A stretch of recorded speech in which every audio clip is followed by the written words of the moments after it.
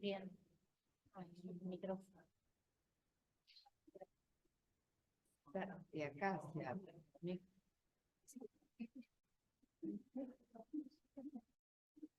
Público.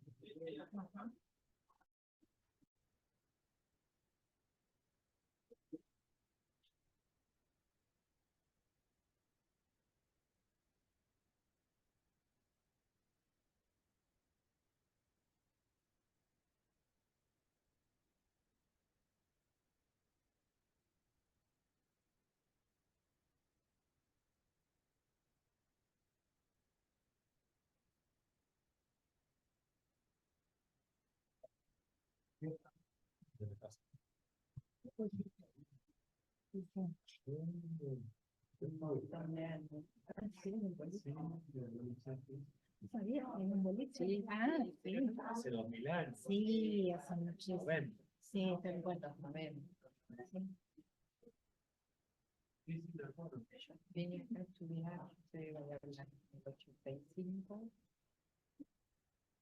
y estaba, creo, o 87. Estaba el boliche. ¿Era más grande o era así? Bueno, quizás. No, esto es. Ah, no sé. No sé, ¿por qué esto no se modificó la familia? No. La casa de verdad.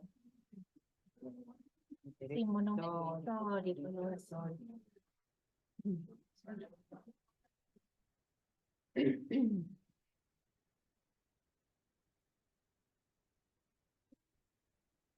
Ya podemos arrancar.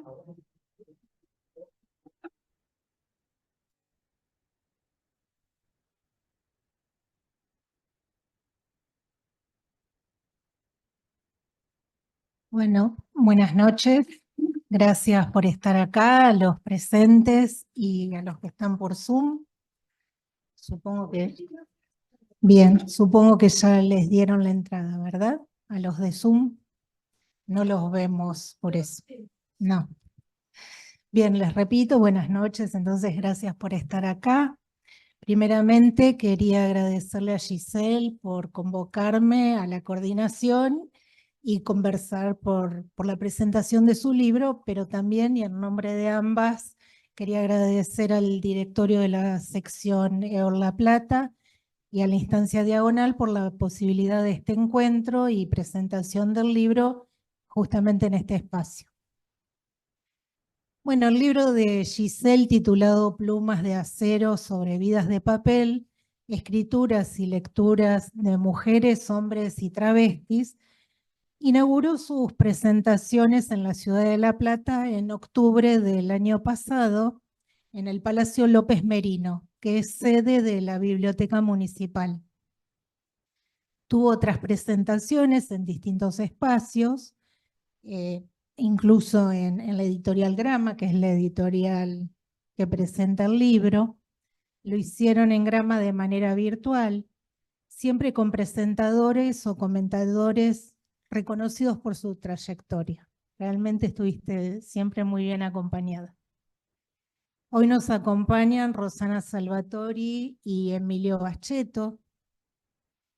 Y destaqué que la presentación del libro de Giselle en este espacio es de acentuar, ya que este libro está escrito por una escritora psicoanalista, que no es lo mismo si fuera una escritora no psicoanalista. Giselle llamó este año a su seminario diurno que da acá mismo, Entre lecturas y escrituras y lo real.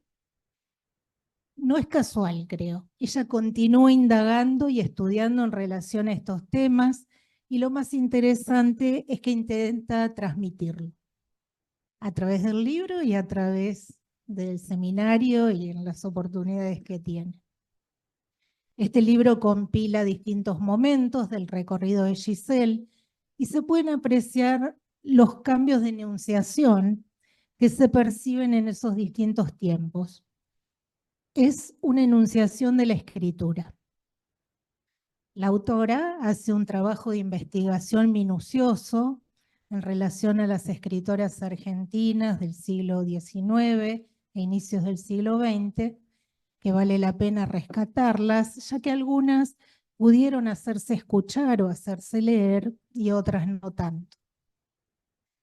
Prosigue con un contrapunto entre Aurora Venturini y Estela Canto, dos mujeres con posiciones político-ideológicas opuestas, pero que lograron ser, tal como Giselle nombra a este apartado, dos escritoras de vanguardia. Acercándonos al psicoanálisis y alejándonos un poco de Argentina y América Latina, nos podemos encontrar con Sabina Spielrein, ella, una psicoanalista contemporánea y colega de Freud, fue poco conocida a pesar de su interesante recorrido. Giselle también la rescata en su libro. Luego, cuando pasa a hablar sobre Lacan, lo hace sobre las lecturas que Lacan realiza de Marguerite Duras y James Joyce para finalizar, aunque quedan los pasajes por la universidad, las putas traidoras, la prostitución, la filosofía, las mujeres asesinas, para finalizar, como les decía, con Camila Sosa Villada y Lorena Carpanchay, escritoras, artistas trans y travestis, como a alguna le gusta ser nombrada. Bueno, es el turno de la primera presentadora. Ella es Rosana Salvatori, miembro de la EOL, sección La Plata y de la MP, y es directora de la revista El Escabel de La Plata. Muy vinculada a los libros, las lecturas y escrituras. Entonces le paso la palabra a Rosana. Bueno, gracias, Denise. En primer lugar, quiero agradecerle enormemente a Giselle la invitación a decir unas palabras sobre su libro, que me parece que una publicación siempre es un acontecimiento, y agradezco fundamentalmente la invitación a un trabajo doble, el de la lectura del libro y la transmisión de algunos efectos de esa lectura. Quiero decir que este libro me sorprendió gratamente, aprendí muchas cosas, había escuchado algunos de los trabajos que lo componen, pero leerlos reunidos, uno tras otro de los capítulos, me permitió encontrar una reflexión diferente, sobre todo en el plano clínico y político. Y además provocó en mí el deseo de leer libros que desconocía o volver a leer textos de viejos amores como Aurora Venturini, Marguerite Duras, Lacan, etc. Plumas de acero sobre vidas de papel es el título precioso, poético y como tal equívoco, un título que opone dos consistencias materiales muy diferentes, la del acero y la del papel, una metáfora que sintetiza un hilo que recorre los trabajos, que es el tema de la escritura, lo que la escritura produce en mujeres, hombres y travestis, en los lugares más o menos invisibilizados a lo largo de la historia, lugares repudiados, rechazados, no reconocidos en el plano social y político, siendo la escritura el acto férreo, como acero, que arma lugares y lazos, y en otros casos, la escritura como recurso para sostener junto un cuerpo, armarse un escabel o un cintón. La pluma, sus usos, el de las cautivas del hogar que empiezan a tomar protagonismo en la escena pública, y la pluma de la escritora, clavándose en las palabras hasta definir una idea precisa, concreta y clara. Una pluma que cautiva.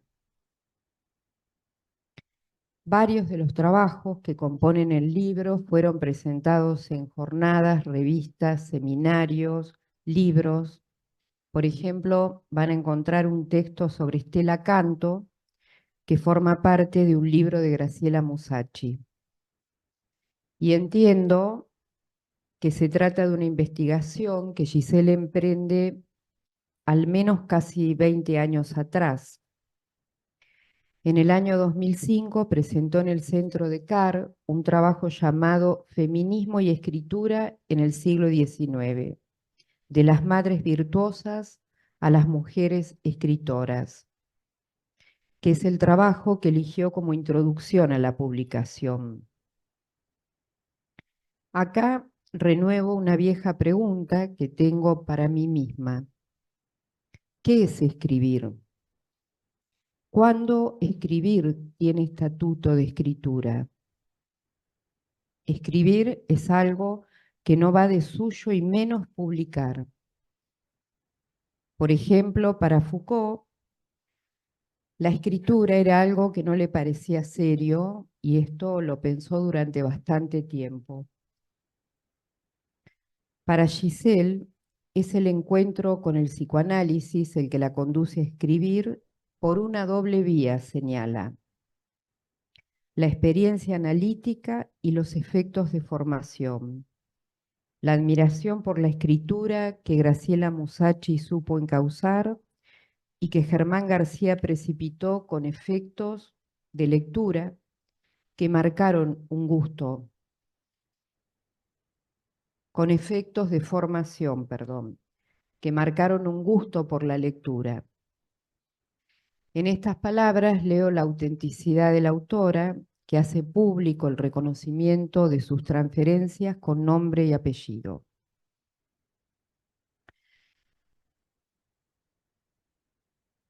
La escritura, dice Giselle, se convirtió en una necesidad para aprender y sumar algo más a lo sabido, aunque es cierto que el acto de escribir también me provoca nuevas incertidumbres y precisiones conceptuales. Sumado todo ello al deseo de compartir con otros las sendas que quedan por andar. De ahí el porqué de este libro. Entonces, me parece que es un modo de definir la práctica de la escritura desde la posición analizante, homóloga al trabajo analizante. Otro aspecto que me gusta señalar es el del estilo de la autora, que nunca es meramente descriptivo. Su enunciación está presente de punta a punta, y eso siempre hace interesante una lectura.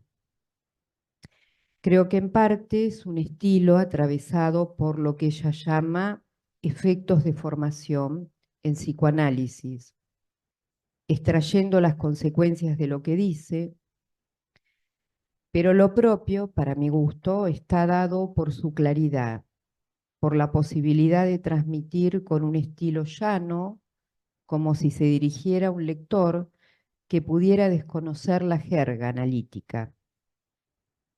Y esto me parece que siempre es un ejemplo difícil de imitar. Una clave de lectura que se desprende del libro, al menos fue para mí lo que balizó varios de los artículos, es la del síntoma.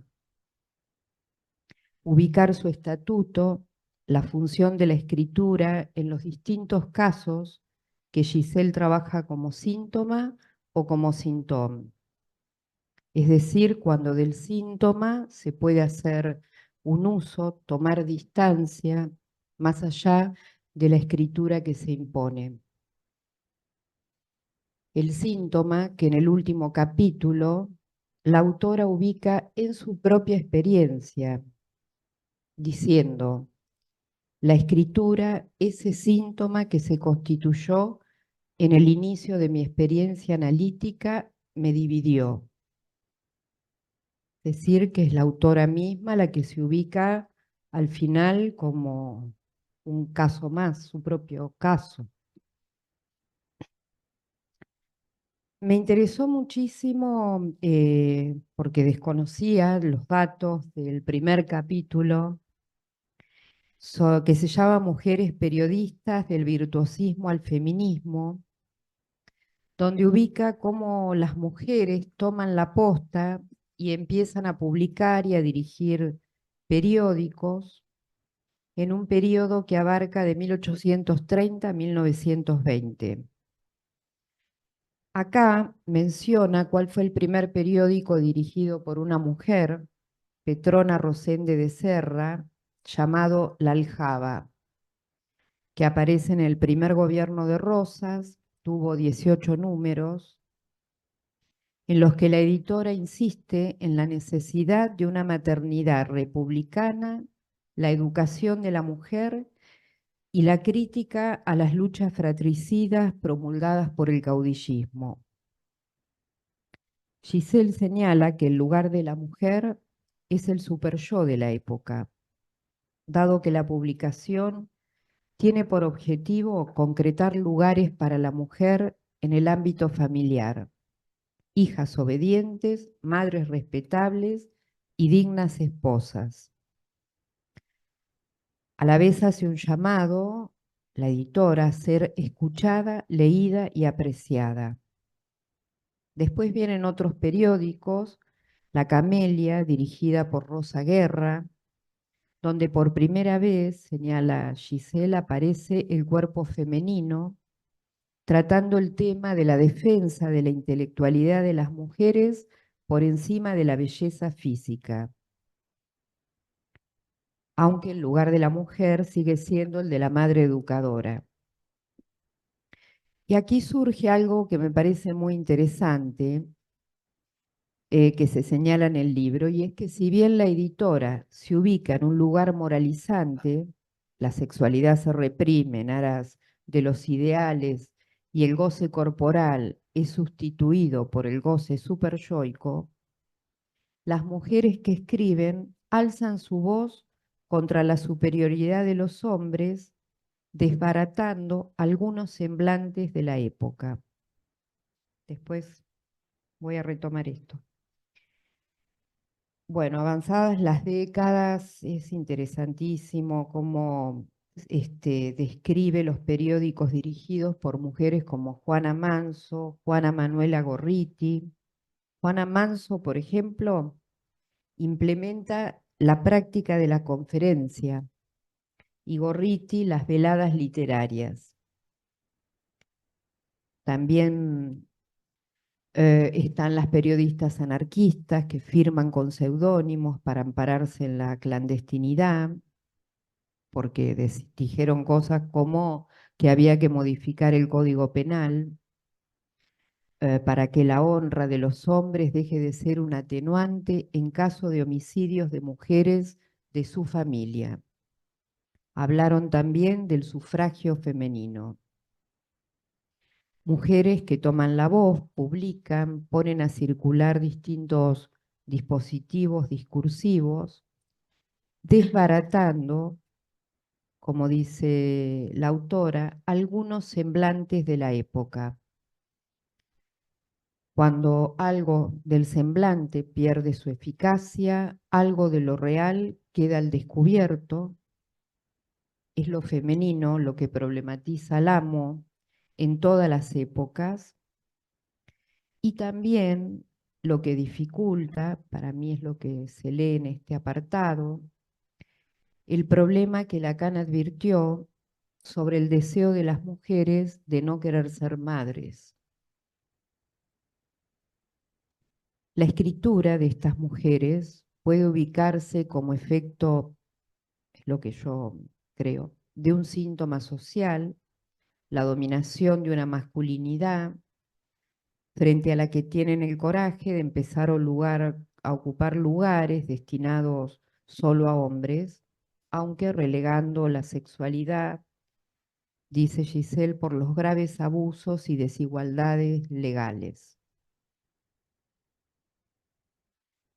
En otro capítulo, que está dedicado a Estela Canto y a Aurora Venturini, me preguntaba por qué las reunía, Y me pareció un hallazgo de Giselle ubicar una lógica. Ya anticipó algo Denise.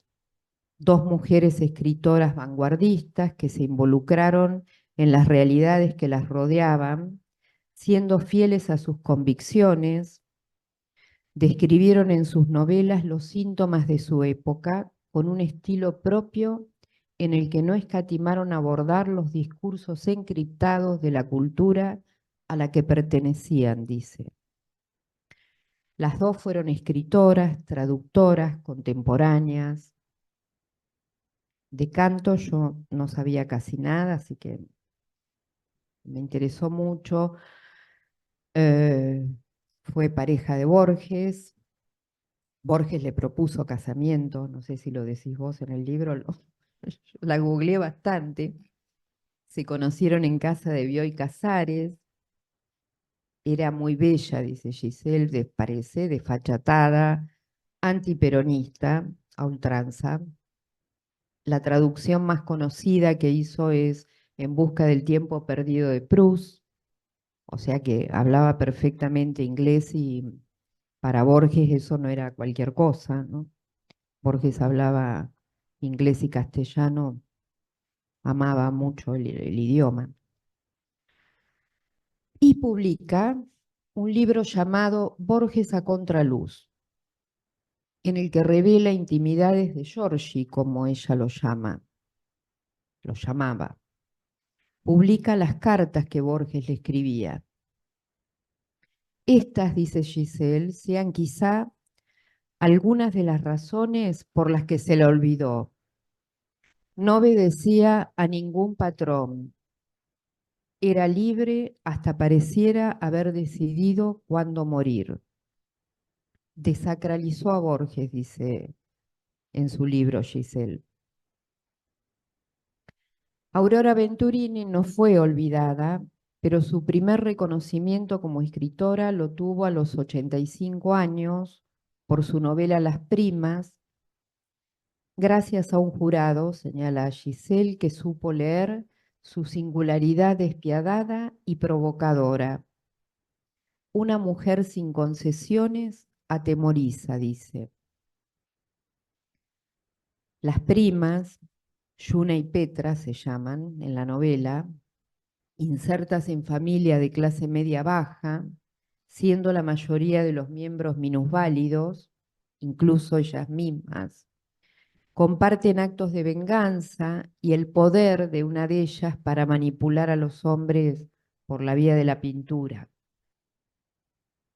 Aurora llegó a ser una de las mejores amigas de Eva Duarte. Cuenta en un documental que Eva la llamaba cuando estaba postrada, muriendo, para que le contara chistes verdes. Era irreverente con el uso del lenguaje. Tenía un humor negro y a la vez una candidez increíbles. En esta novela, Las Primas, se ve para mí eso. Les recomiendo para quienes no la conozcan el documental que es de Aurora Venturini que se llama Cándida. Beatriz Portinari, que es el seudónimo con el que ella firma esta novela que gana los 85 años, que escribió en 2 meses.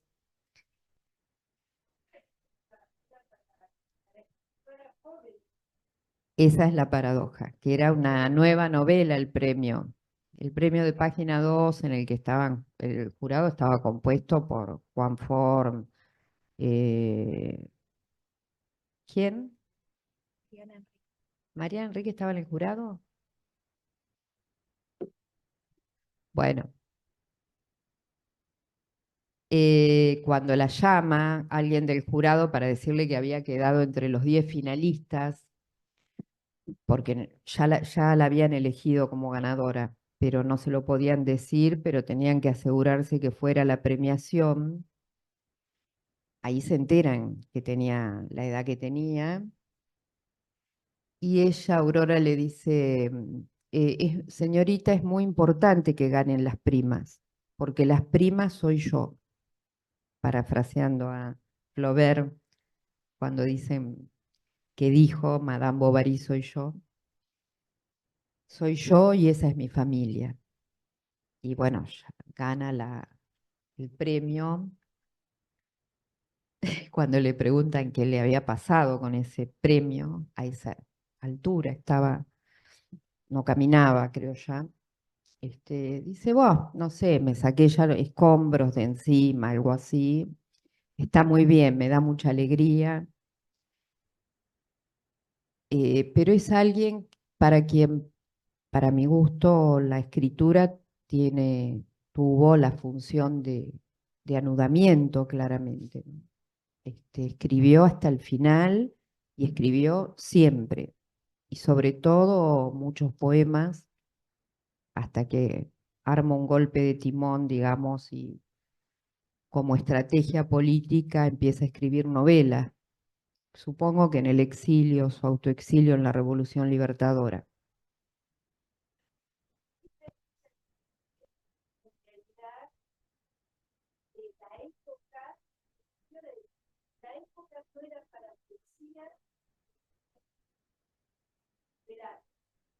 Sí, sí, claro, digo política en el sentido de que lee la época donde ya la poesía no.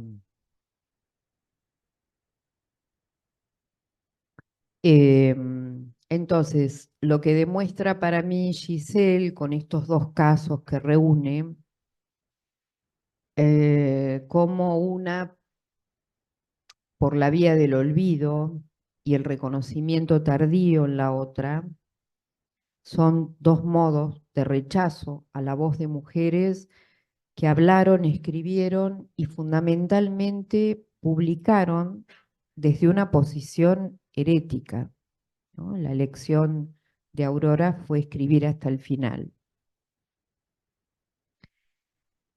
Hay otro apartado que es interesantísimo, donde recorre escritos de mujeres que escribieron sus experiencias como sobrevivientes de los centros clandestinos en la época de la dictadura, Calveiro, Feinstein y Negroni.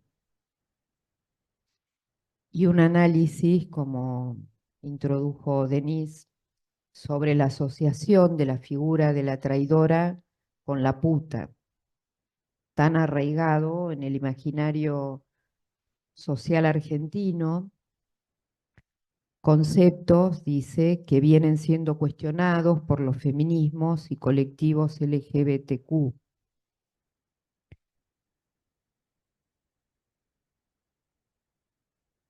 Voy a abreviar. Me gustó mucho, me encantó el apartado de Lacan y sus lecturas, que es el capítulo 6, donde también pueden encontrar otro dueto, otra pareja, que son Joyce y Marguerite Duras, en quienes Giselle vuelve a ubicar su lógica. Ni Duras ni Joyce se analizaron. Es sobre sus escritos que Lacan se interesa para extraer consecuencias, diciendo que en ambos Lacan habla del cuerpo, aunque de manera diferente. Cito, el uso particular que Joyce hace de la escritura le permite a Lacan aprender algo nuevo. Lo simbólico y lo imaginario están separados en el cuerpo, siendo lo real lo que puede anudarlos. Y también cuando escribe, ¿no? Cuando dice Lacan en el seminario 26, se puede tocar lo real, pero no lo verdadero. Lo verdadero, aclara Giselle leyendo a Lacan, lo verdadero causa placer, mientras que lo real no lo produce forzosamente. En el caso de Duras, me gusta resaltar algo que decís en el libro sobre la intervención de Lacan cuando ella le pide análisis. En este momento, dice la autora, Lacan ya tenía la idea de la función de sostén que para ella tenía la escritura. Lacan le dice, no debe saber que ha escrito lo que ha escrito. Y esta frase funcionó como una interpretación que le permitió que escribir fuera una especie de identidad esencial. Esto lo dice Durán en el libro Escribir. Un derecho a decir absolutamente ignorado por las mujeres. Y Giselle pregunta, ¿podría pensarse que la escritura puede funcionar como una vía contra el síntoma o el delirio de cada quien? Bueno, y la última pareja que me quiero mencionar es la de Camila Sosa Villada y Lorena Cachampay, una mujer diaguita, nacidas varones, devenidas travestis. Camila, autora de Las Malas, afirma que su primer acto oficial de travestismo fue escribir antes de salir a la calle vestida de mujer. Sobre lo trans, nos recuerda la autora la propuesta de Miller, ser dócil a lo trans,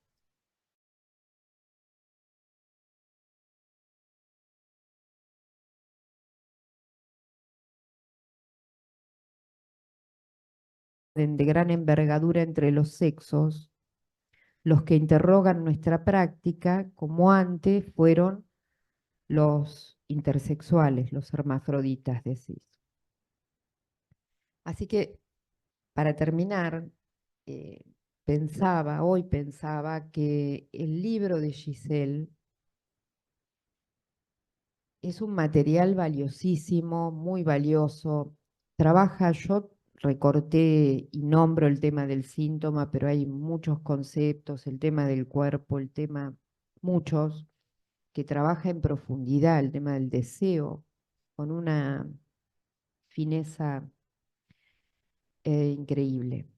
Y ya que nuestras jornadas anuales acá en La Plata, en la escuela acá en La Plata, se llaman, ya tienen nombre, Lo trágico bajo sospecha, tengan en cuenta este libro porque me parece que se puede extraer el tema de la escritura, pensarlo como recurso antitrágico para muchas vidas o como lo que puede propiciar un desplazamiento del lugar de la víctima, que de eso también se trata un análisis, ¿no? De leer de otro modo lo que se escribe. Así que gracias.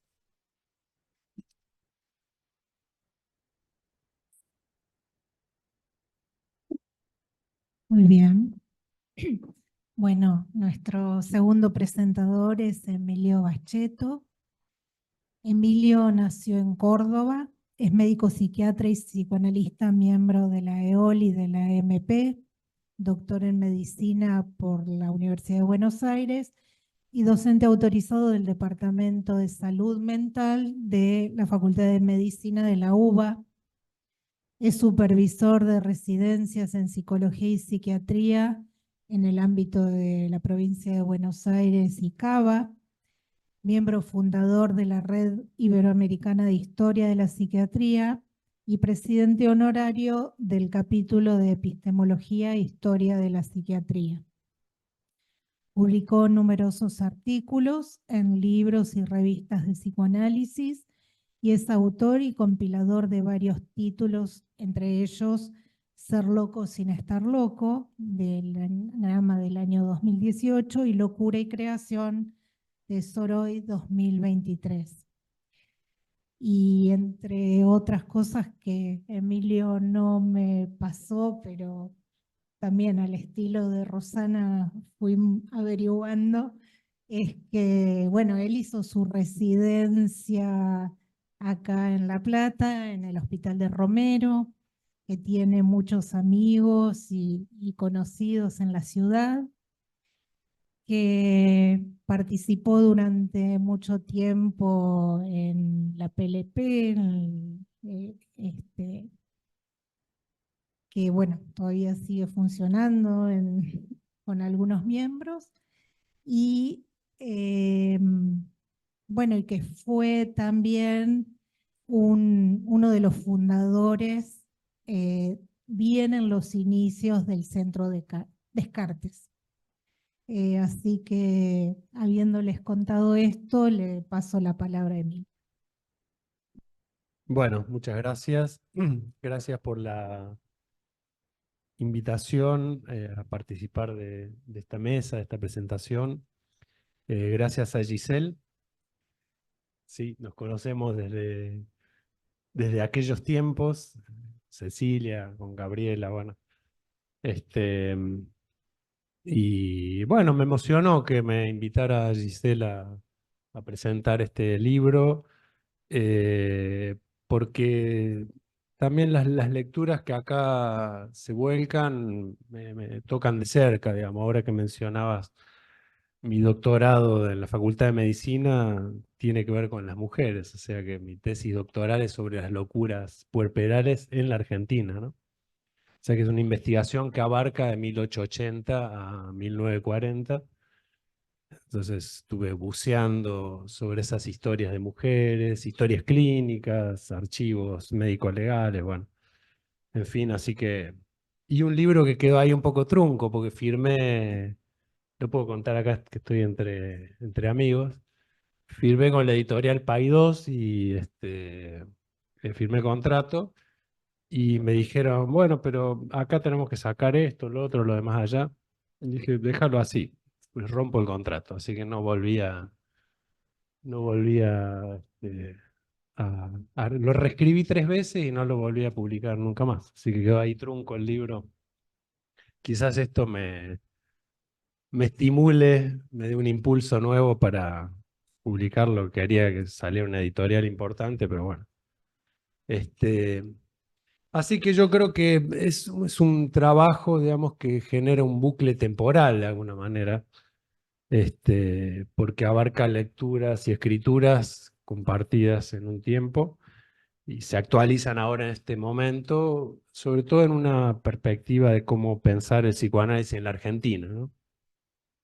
Si ustedes siguen el itinerario del libro, en esto que comentaba Rosana y hace un ratito, sobre las diferentes, vos decías, los distintos estilos y las instituciones que han ido atravesando estas lecturas y estos artículos, pueden verificar de alguna manera cómo hay referencias que no son las referencias habituales a las que estamos acostumbrados a leer en psicoanálisis, al igual que las instituciones tampoco, vos lo decías recién, ¿no es cierto? El Centro de CAR, la Asociación de Psicoanálisis de La Plata, es decir, distintos, los encuentros de historia, ¿m? De los cuales yo no fui fundador del Centro de Descartes, pero sí participé de la trama que armó los encuentros de historia de la psiquiatría, de la psicología y el psicoanálisis en la Argentina, y de ahí invité a las instituciones psicoanalíticas, entre ellas a la Asociación de La Plata. Y es decir, que en lo que sería el currículum oculto, digamos, que siempre me gusta leer las citas al pie de los libros, las notas al pie, uno puede ver cómo se va tramando un recorrido muy específico, ¿no? Que da cuenta de hacia dónde puede ir la perspectiva política, ¿no? Como mencionaba, ¿cuál sería la política? Porque uno se pregunta, ¿no? Bueno, ¿cuál es el contexto de esta publicación? ¿A quién iría dirigida? ¿Y qué interés podría tener para el psicoanálisis local? Uno se pregunta eso, ¿no? Bueno, si muchos de los libros que se publican, que yo, Grama publica algunos libros que no tienen ningún tipo de interés para el psicoanálisis local, solamente por un tema, digamos, de política del psicoanálisis, pero a veces no tienen ninguna salida, digo esto que es de público conocimiento, ¿no? Y hay otros que sí. Y este libro me parece que sí tiene mucho interés. Justamente por esto, por la cuestión de lo local. Es decir, hay un cruce entre lo clínico y lo político, ¿no? Entonces, si uno ve la estructura del libro a grandes rasgos, digamos, van a ver cómo comienza, lo que uno podría decir con la voz, ¿no? La voz de la mujer, que toma estado público, ¿no? Un movimiento, por ejemplo, que va de Los secretos de Alcoba hacia la novela, ¿no? Y concluye con la escritura, ¿no? Con esto que vos decías, bueno, pero ¿qué significa escribir? ¿No? También se lo pregunta Graciela Musacci en el prólogo. Y nos lo preguntamos todo el tiempo, ¿no? ¿Qué sería escribir para el psicoanálisis? No, no es algo sencillo entender qué es escribir, o qué es un escrito, o qué es lo que se escribe, ¿no? Tres cosas.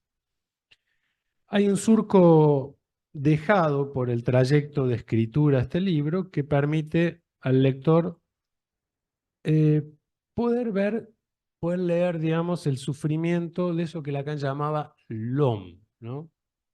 Sería cómo leer ese l'homme, que llama Lacan en L'Etourdi, en clave local, ¿no? Por eso podríamos pensar que este libro es un testimonio fiel de una especie de epistemología regional del psicoanálisis, ¿no? Porque no habría ninguna epistemología totalizadora. Nada de eso puede venir al auxilio de la clínica, porque l'homme es la forma material que se escucha, que toma cuerpo en la escucha, ¿no? Por ende, ninguna epistemología de psicoanálisis puede renunciar al ser hablante, cuyos síntomas hablan la lengua del lugar. ¿Cómo, cuándo, dónde? Según se pregunta Carmen González Tauas. ¿Cuándo? Siglo XVI, siglo XIX, albores del siglo XX, peronismo, dictadura, democracia. ¿Cómo? Interpretaciones, trauma, traducciones, políticas editoriales. También se habla de políticas de padronazgo, ¿no? Dice Ian Goldstein, es una buena referencia esa para pensar las publicaciones. Exilios de los cuerpos, miradas, voces. ¿Dónde? Ciudad de la Plata, Buenos Aires, Argentina, Río de la Plata, América.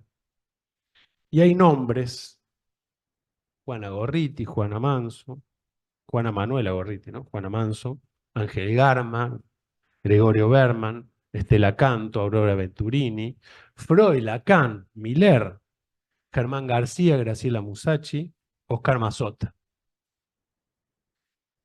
Veremos que se trata de historias y referencias, muchas de las cuales pueden resultar novedosas, sobre todo para un psicoanálisis que muchas veces se haya blindado de su timbre cultural y adolece de referencias locales, o más bien es afín a una política que importa sin aranceles modelos culturales. En un trabajo de 1983 de la socióloga Rípoda Sardanás, llama Refracción de Ideas en la Hispanoamérica Colonial, que es un trabajo, lo cito porque tuvimos oportunidad de conversarlo hace muchos años en los encuentros de historia, donde Giselle participó activamente. Esta autora habla de la recepción de las ideas en la América hispano-colonial y refiere ahí que la incorporación doctrinaria de las ideas en nuestro país podría provenir de al menos tres fuentes. Americanos que se autonomizan de Europa, o ser meras repeticiones y reflejos pasivos de lo producido en el viejo mundo, o tener un origen europeo, pero sufrir una adecuación americana en una suerte de refracción de ideas, al modo en que se desvía el haz de luz al pasar de un medio menos denso como el aire a otro de mayor densidad como el agua, disminuyendo su velocidad. Por lo que pueden sufrir reordenamientos, agregados y podas, resúmenes y amplificaciones, junto a otras maniobras intelectuales que configuran un proceso activo. Esta tercera fuente es para nosotros de mayor interés, puesto que da el rasgo distintivo de la conformación cultural, por lo menos en un tiempo, y por ende de la conformación de las matrices disciplinares en lo que abarca un tiempo entre 1870 y 1920 más o menos. Todo un régimen de citas, producciones y elaboraciones teóricas se fueron amalgamando en la experiencia de viajar a París como cursus honorum de muchos argentinos. Efectos que no eran solamente de mimetismo, sino de refracción. Pese a que la novedad del psicoanálisis hizo su entrada en el Congreso del Centenario, van a ver en este libro el lugar clave que tuvo el Congreso del Centenario para las feministas. El psicoanálisis entonces hizo su entrada en el Congreso del Centenario de la mano de un chileno, Germán Greve, cuyo hallazgo se lo debemos a Germán García. Hubo que esperar algunas décadas para que la institucionalización se consolidara, como estoy trastrabado, de la mano de un español, Ángel Garma, con Cárcamo, Raskowski y Pichón Rivière, la fundación de la AP. Ya todos lo sabemos, y aquí también está citado así. Pero el psicoanálisis lacaniano llegará de la mano de Oscar Mazota en su lectura en clave local, justamente, lo cual Germán García llamaría el psicoanálisis del castellano. Desde luego, no se trata de denunciar una supuesta colonización francesa, sino el gesto de parodia que realiza Mazota, derramando en los suyos, en particular en la persona de Germán García, y vale acá el libro de Giselle como un verdadero homenaje también hacia él, toda una política de lectura. Hay mitos en plumas de acero sobre vidas de papel, como se ha dicho que se llama este libro. No se trata de hablar de los cuerpos, sino del tratamiento mismo del cuerpo que habla. Como dijimos, es el parletre que toma voz en el escrito, el cuerpo vivo, la sensualidad de la cautiva, la ambigüedad del raptor, la morbidez del cuerpo, así está citado. El rapto, recién se habló del rapto del Olvestein o el arrebato del Olvestein, ¿no? El rapto, que se verá más adelante, con el tratamiento en una serie de capítulos que realiza la autora sobre la novela de Marguerite Duras, no solamente un capítulo, sino que está en varios tratados, donde el rapto del cuerpo es el cuerpo mismo enajenado por el hombre.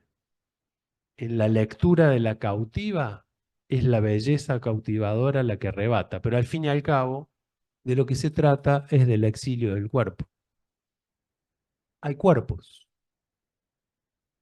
El cuerpo hablante del militante, de esas mujeres secuestradas que al excluirse del lugar de víctimas, como dice Giselle, crean otro cuerpo. Un cuerpo que cede de acontecimientos traumáticos, pero no solo por la coyuntura atroz de una dictadura criminal, sino por poner a cielo abierto el trauma sexual del viviente. Tengo un grato recuerdo de aquellos momentos que compartimos, la lectura de la correspondencia de Freud con Jones, a propósito de Loe.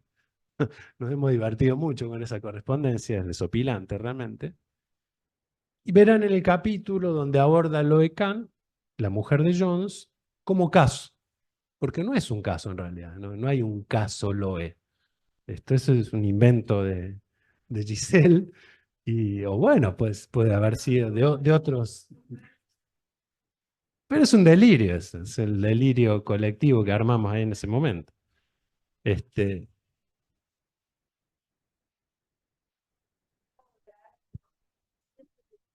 Ah, sí.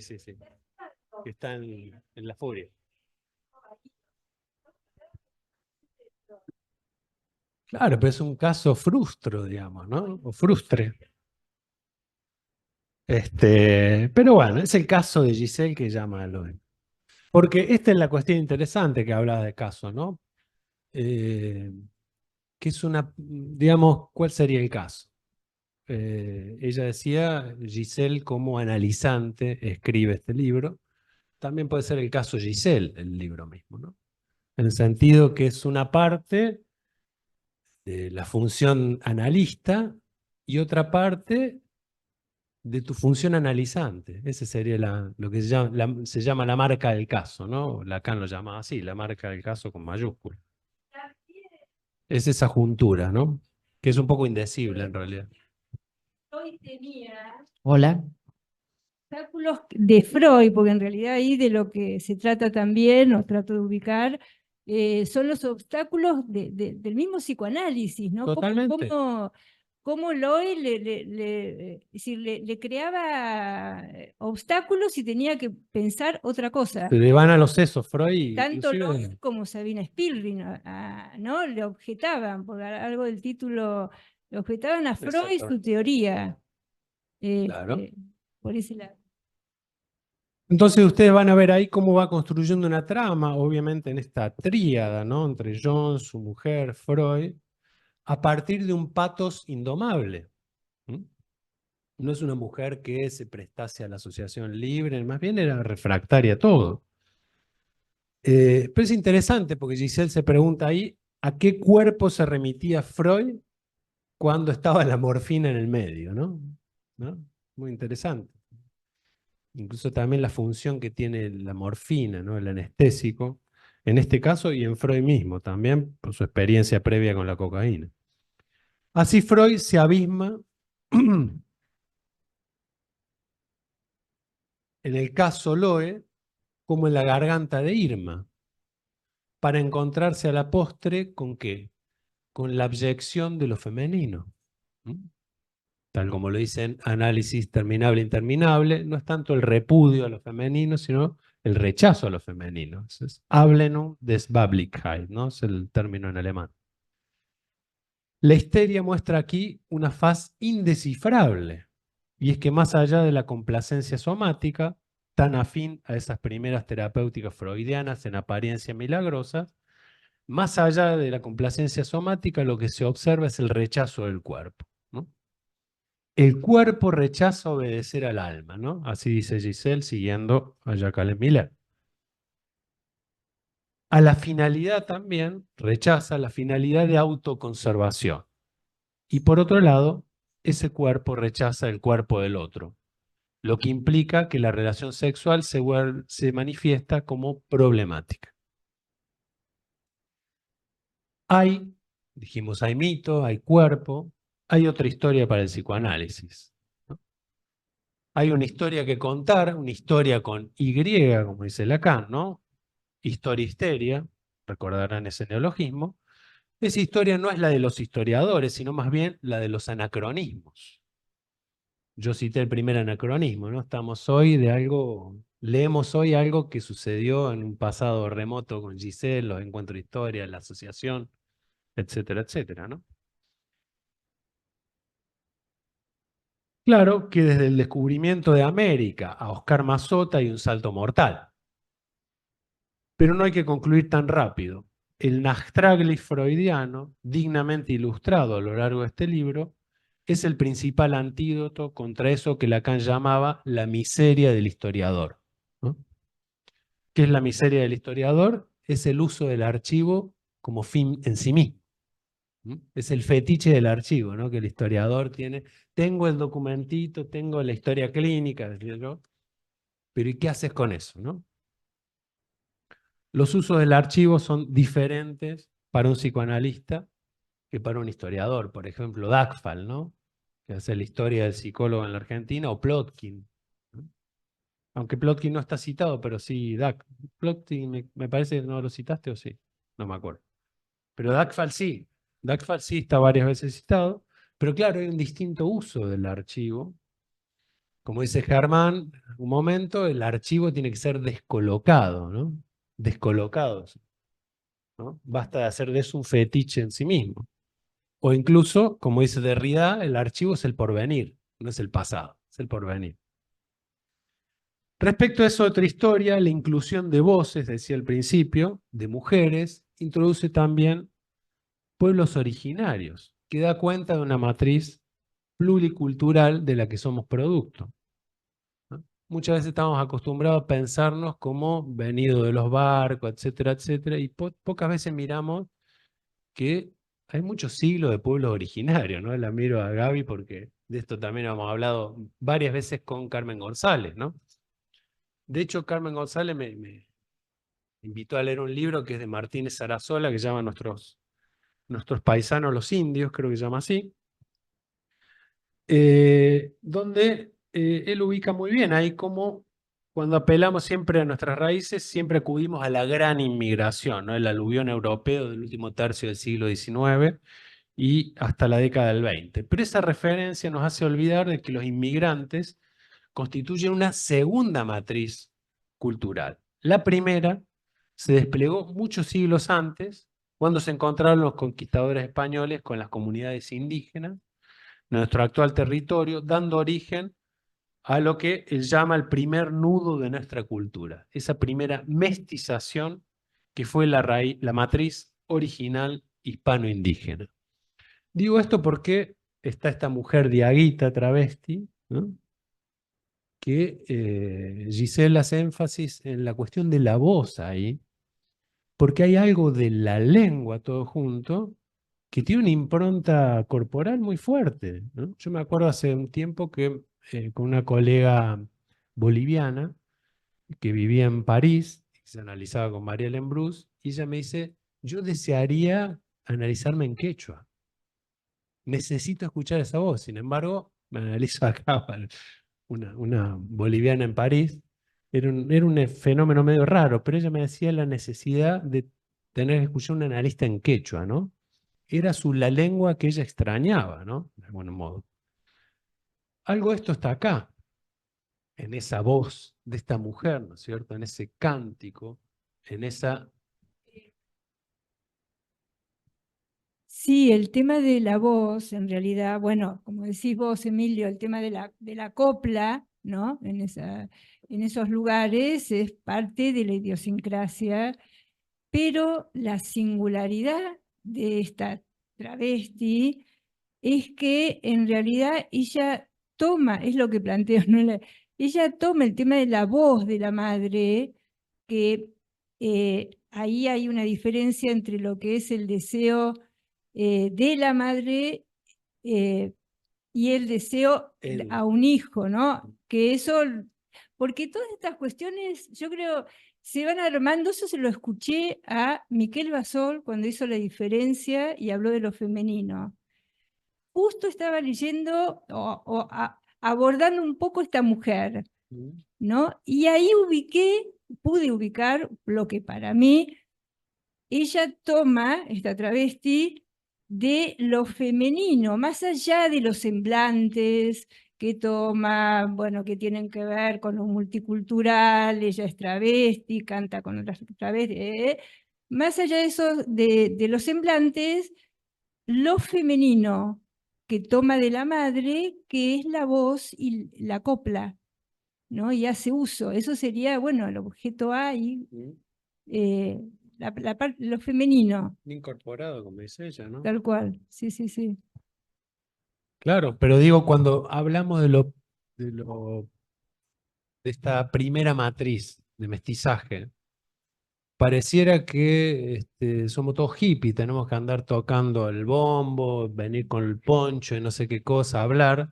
Y no es eso, sino que de qué modo se han ido sedimentando esas lenguas y, por supuesto, cómo es la lengua de la madre impacta ese cuerpo en lo singular, efectivamente. Pero no es sin esos sedimentos previos. ¿Mm?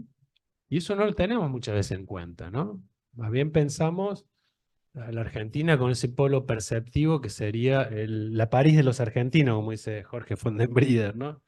Es los barcos yendo y viniendo, ¿no? Esta refracción de ideas sin... es otra matriz. Para irme echando un poco, me gusta lo que rescatás, que tiene que ver, porque el libro sí, yo es como que después me doy cuenta, porque en realidad escribir un libro, no, yo decidí a partir del primer apartado que lo fui haciendo, pero es algo que se va haciendo y después retroactivamente te das cuenta de un montón de cosas. Pero lo cierto es que hay muchas cuestiones que tienen que ver con Argentina, Latinoamérica, y lo que sucede acá, porque es lo que a mí bueno, me interesaba, porque hay toda una cuestión que creo que es siempre la referencia a lo europeo, incluso en los feminismos se toma desde los últimos feminismos, ¿no? Pero hay toda una cuestión que nosotros tenemos toda una idiosincrasia, una historia, también con los travestis, ¿no? Bueno, ese punto que me parece que más allá que en Freud y en Lacan hay referencias europeas y toda esta cuestión, eh, pero bueno, eso quería. Sí, bueno, voy concluyendo para no hacerlo muy, muy largo, digamos. Como, para volver al tema de la escritura, porque me parece que es un punto importante. Recién vos decías el acero de la escritura, ¿no? Me pareció, me gustó esa frase, tomé nota de eso porque, y hablabas del síntoma, ¿no?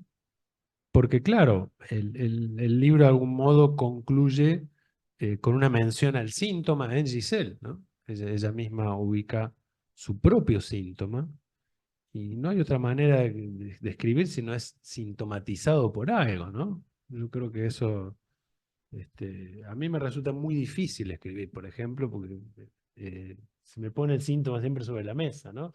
Y no porque el síntoma sea la escritura en sí mismo, sino porque hay un montón de cosas en la voz y demás que en lo propio, ¿no? Hay muchas preguntas que digamos, en el libro reconducen al lector a relanzar un saber siempre inacabado, que es el discurso analítico, ¿no?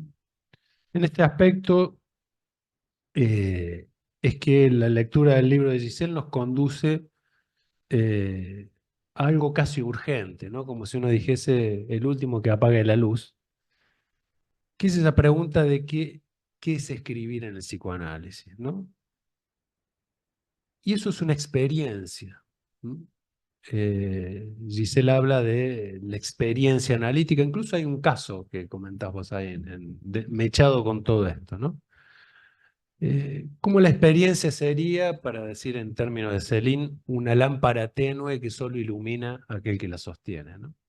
Entonces me parece que la experiencia de escritura de este libro, que es una experiencia de análisis, que es una experiencia dentro del discurso analítico, es una lámpara tenue que solo ilumina al que pudo sostenerlo. Así que gracias Giselle y gracias por la invitación.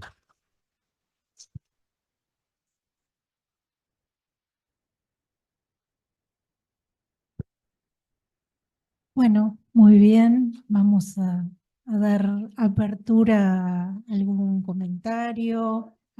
Sí, cómo no, por supuesto. ¿Cómo no vas a decir si es tu velada, tu propia velada? Bueno, primero quiero agradecer a la sección haber permitido esta presentación. Y bueno, no solamente a la mesa de hoy, que realmente me gustó muchísimo y ahora voy a decir algo, sino también a las presentaciones anteriores, porque este libro se publicó en un momento en que es un mal momento editorial, hablando de la política editorial, porque fue en septiembre. Y ya en septiembre, como me decían en Grama, no vamos a presentar un libro, ya fin de año. Bueno, entonces fue rodando, empezó en La Plata, en el Palacio López Merino, que algunos de los que están acá estuvieron, y un lugar emblemático para la ciudad y un lugar donde una de las autoras que menciono, que es Aurora Venturini, hacía las presentaciones de libros y ella había organizado toda una cuestión para descubrir autores nuevos, que era ella y otro más. Iban, porque me han dicho, al Palacio, iban 3, 4 personas. y ella seguía adelante con estas cuestiones que provocaba para que escribieran y qué sé yo. Ella, por eso, en este caso, en Aurora Venturini, se ve que hubo una insistencia en el tema de la escritura y en el tema de difundir y de provocar, que ella mucho, bueno, no había gente, seguía, que creo que es una, bueno, es una apuesta, ¿no? Muy, muy fuerte y que le dio resultado porque a los 85 años, gracias al premio que tuvo, es traducida, ya que el libro también habla de las cuestiones de traducción, fue traducida a un montón de idiomas. Y ahora una platense pasa a ser una autora internacional, realmente. Eso, bueno, no tuvo la suerte Estela Canto, una escritora, para mí lo que he leído me encantó, que por ahí se podría pensar, ella escribió Borges a Contraluz, que se lo recomiendo. El año pasado me enteré cuando fui a una librería que se reeditó nuevamente porque no se encontraba. Supongo que por una política, lo hablamos con un librero, una política que Kodama y algunos allegados a Borges querían mantener un cierto imagen de Borges, que acá no es que lo deja mal parado para nada, sino que lo desacraliza. Entonces, bueno, pero realmente es hermosísimo ese libro y se volvió a editar. Hay cuenta que se analizó Borges, ¿Cómo? que por pedido de ella se analizó Borges. Claro, bueno, hay toda una historia, claro. Eso también Germán, bueno, Germán nos daba esas joyitas que fueron haciendo y ese libro tiene mucho de Germán, pero también quiero agregar, porque ahora voy a hablar de eso, que también en el andar, porque también hay referencias últimas a analistas nuestros o no, sobre el tema de los travestis, Patricio, bueno, también eso porque incluso yo, el último, les voy a contar algo, el último capítulo, si ustedes se fijan, hay una nota al pie de página del año 2023. Yo había terminado, supuestamente había terminado el libro sin ese capítulo y se lo había dado a Graciela Musacci para que haga el prólogo. Y después que se lo entregué, porque eso es lo que va pasando, por lo menos a mí cuando escribí, ¿no? Me pasa la noche o cuando me despierto, la noche más que nada. Pero le falta algo a esto. Falta algo. Entonces empecé, me acuerdo que una mañana me levanté y fui armando el último capítulo y hay una referencia a una conferencia que dio Fabiana Partek acá al abrir los cursos, que tiene que ver con la escritura. Y ahí, bueno, esta cuestión que un libro también, o por lo menos mi experiencia, se va haciendo, ¿no? Tiene que ver con una decisión, pero además una indeterminación que se va haciendo en el andar. Así que bueno, y una de las cosas que también quiero, que cada capítulo deja abierto, no hay un cierre. Y me pasa a mí ahora que voy anotando, por ejemplo, esto, bueno, que salió Borges a Contraluz, o que ahora salió este libro escrito por la periodista Leila Guerreiro, y yo digo, bueno, acá hay un tema que lo voy a seguir porque realmente es otra etapa y bueno, ahora salió este año también un libro sobre los Canto, que no se hablaba más de Estela y Patricio Canto. O sea que lo que digo es, y que a mí me parece apasionante, es que queden abiertos los temas y se van tocando, después vuelven a aparecer o no.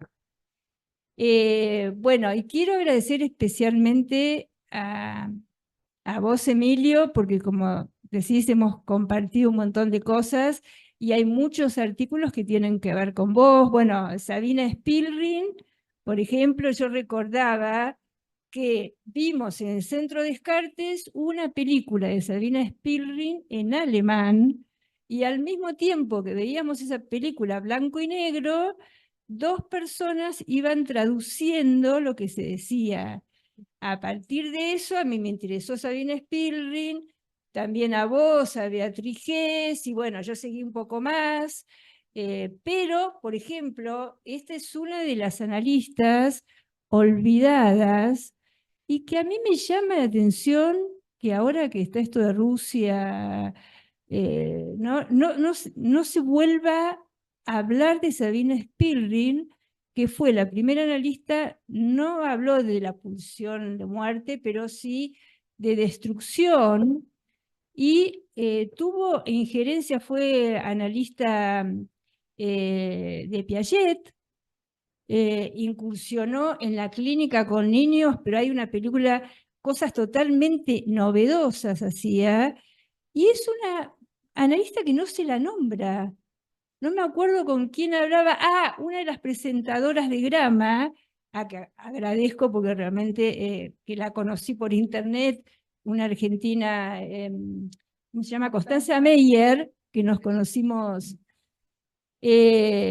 contaba que ahora parece que salió algo de la cuestión educativa, porque realmente hay un montón de cosas interesantísimas de esta mujer que no se habla, Sabina Spielring. Se tiene una nota al pie Más allá del principio de placer, donde Freud la cita, pero nadie le dio mucha trascendencia a eso. Y además estuvo en qué sé, bueno. Incidió en el concepto de... Y sobre la agresión, ¿no? Que justamente, bueno, esto es un tema, todo este tema de las guerras. Pero bueno, volviendo un poco a la cuestión esta, que bueno, con Emilio hemos compartido formaciones en forma conjunta, y estas cuestiones que era todo a descubrir y a indagar, y eso que entusiasma tanto y provoca un poco para no quedar adormecido en frases hechas, ¿no? Así que bueno, te agradezco un montón, Emilio. A vos, Rosana, me encantó la lectura que hiciste. Porque, bueno, y Denise también, porque es muy interesante escuchar los rebotes que tiene esto que decíamos con Graciela Musacchi, que escribir un libro es como tirar algo, tirar una botella al mar y se verá qué rebotes hay. Y puede ser que no haya mucho, y puede ser que, pero eso, y bueno, eso. Bárbaro. Y quiero agradecer, discúlpame, también bueno, a las presentadoras, a las primeras presentadoras pioneras, como les digo yo, que no están, creo que hay una que está por ahí, que es Saralia Chavara, Brígida, que no pudo venir, y después le siguieron amigos muy entrañables, amigas, Claudia Castillo, María Marta Gianni, que me propusieron presentar ahí rápidamente el libro con Carmen González Tavós, que yo la quería conocer porque después del libro empecé a leer las citas fallidas y toda esta cuestión de que habla se asemeja en parte a la propuesta del libro mío. Así que, bueno, a todos los presentadores y a quienes han estado, los agradezco. Muy bien. Bueno, no sé si alguno quiere hacer un último comentario. Sí, no, por supuesto. Si alguien quiere preguntar o que esté en el Zoom. Sí, pero no, en el Zoom parece que no. Si alguno de ustedes quiere. Acá hay, por ejemplo, he tomado referencias de Cecilia Fasano, de Conceptual, con respecto a Aurora Venturini. Así que, bueno. A mí me parece que admiro mucho el acto de decidir publicar. Yo no me imagino, y una vez un escritor me dijo, pero ustedes, todos los psicoanalistas tienen tanto para publicar porque presentan todo el tiempo en jornadas, carteles, bla. ¿Por qué no reúnen eso en todos? Cada uno tiene su libro. Bueno, le digo, no es tan sencillo. A mí no me resulta a veces fácil leerme en cosas de 10 años, 2 años atrás, porque vamos cambiando, porque entiendo y vos decís, fuiste revisando estos textos y es una maravilla. El libro me parece un disparador para eso. A mí me provocó eso, el deseo de seguir lo que a vos misma te pasa, a mí como lectora también. Seguir Bien. Averiguando y profundizando, sobre todo en lo que no conocía. Así que te Seguro. agradezco. Y hay algo que quiero aclarar, ¿no? Que o por lo menos yo lo pienso así. No me considero para nada una escritora. Nunca lo. Porque es diferente, ¿no? Porque es diferente. Hay muchos que están, Leonor Curti, por ejemplo, que ha escrito, gente que está en el psicoanálisis, Germán mismo, era un escritor. Yo, en el caso mío, yo no podría sentarme a escribir una novela. La escritura me vino, como digo, ahí muy sucintamente, pero lo empecé a necesitar y además por mi propio análisis y por efectos de formación. Y ahora es algo, pero es el psicoanálisis que me acercó a la escritura, que se me hace necesaria a veces, y a la lectura, ¿no? Pero no considero, creo que son cosas diferentes, ni me considero escritora, ni historiadora. eh, Publicadora. Yo digo el acto de publicar. de publicar eso. Sí, sí. Publicadora. Bueno, sos practicante del psicoanálisis y practicante de la escritura en todo caso. Sos practicante del psicoanálisis y practicante de la escritura, digo, en todo caso. Si no le podés decir escritora aún. Sí, sí, seguro, seguro. Sí, sí, sí. Bueno, creo que vamos terminando. Les agradecemos, especialmente a Giselle por todo lo que a medida que se fue dando la presentación, ella también fue aportando y mechando. Y bueno, nos generó, sí, esperemos se pueda transmitir el deseo de leer el libro, ¿sí? Pero creo que sí, que quedó muy claramente transmitido. Bueno, muchas gracias.